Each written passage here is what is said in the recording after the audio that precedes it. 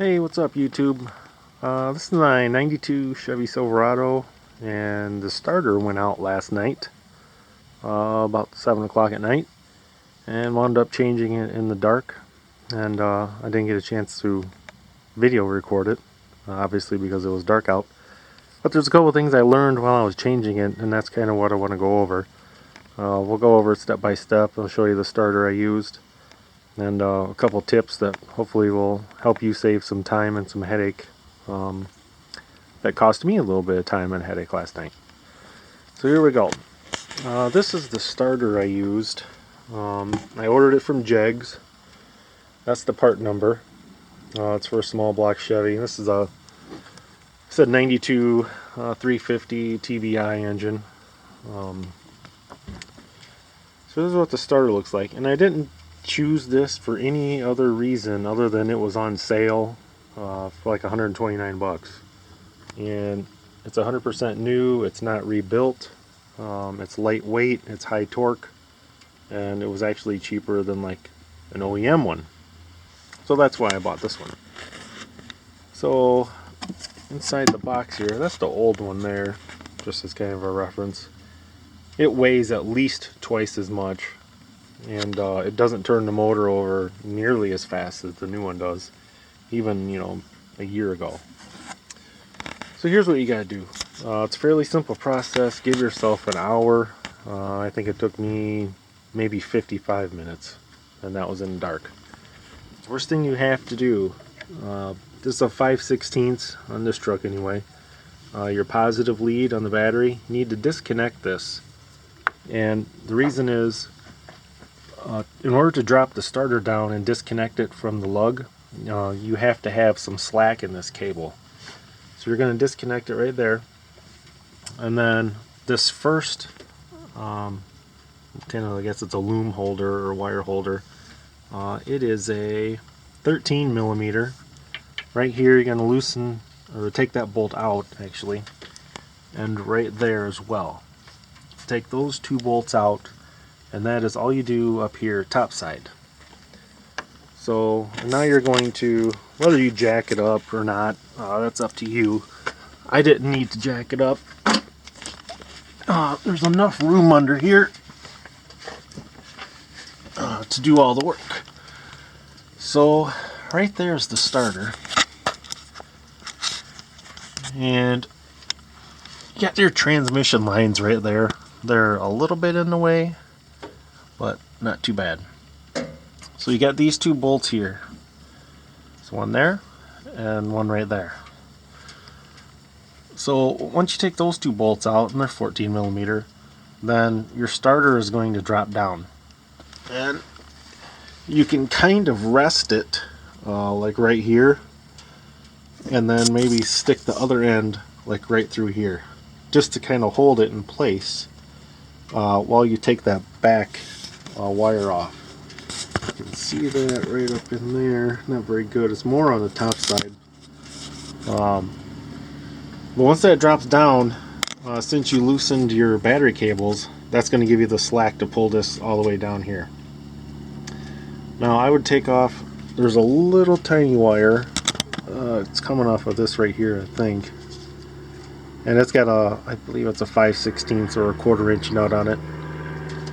And take that one off first, because if it happens to drop, you at least have the battery cable holding on to it. If you take the battery cable off first, that little wire that's attached up here top side is probably going to snap. Let's see if you can see a little better right here.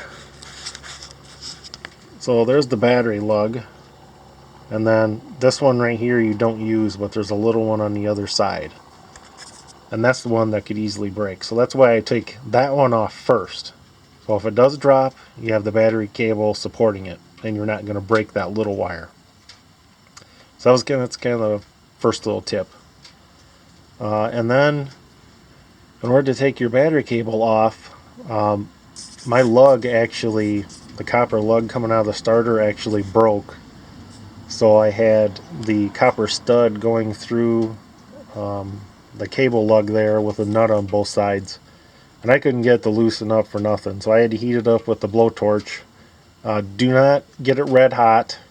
You want to get it hot, but just before it's going to turn red, and then loosen it up quickly, and it came right off.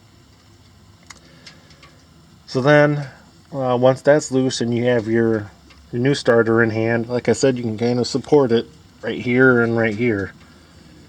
Put your battery cable back on first.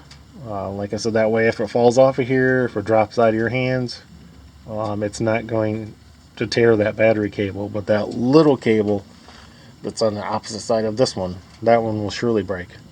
So put that little cable on second. That way in case it drops, the battery cable will still hold it and you won't break that little wire. And then all you do, it fits in place really easy. It just slides in there, and then I put just a little dab of blue Loctite on each bolt, and then tighten it down to, I think it's 37 foot-pounds, but don't hold me to that. I don't remember what it said off the top of my head. And then basically kind of a reverse order. Once that's got those two bolts there tightened up, you're pretty much done down here. And then all you do is go back up top side and get out from under here. I said go back up top side and put those two wire holders back in. You got that one right there, the one right there, and then just reconnect to your battery, and hopefully she'll start right up. If not, I'm not sure what would happen, but or what you might have done wrong.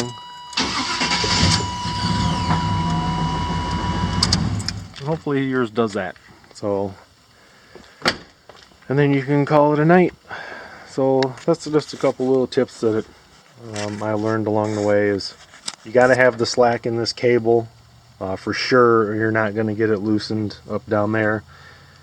And then, like I said, with that small wire on the one side, just being careful not to break that. And then kind of supporting it on the frame rail there will help you as well, because it gets kind of heavy if, trying to take those nuts off of there and holding it in your hand for 10 minutes. And like I said, maybe this one's still on sale at Jegs and you can get a good deal like I did. Otherwise, pick out whatever starter you want. Hopefully this job will go a little easier for you after watching this video. Alrighty guys, thanks for watching.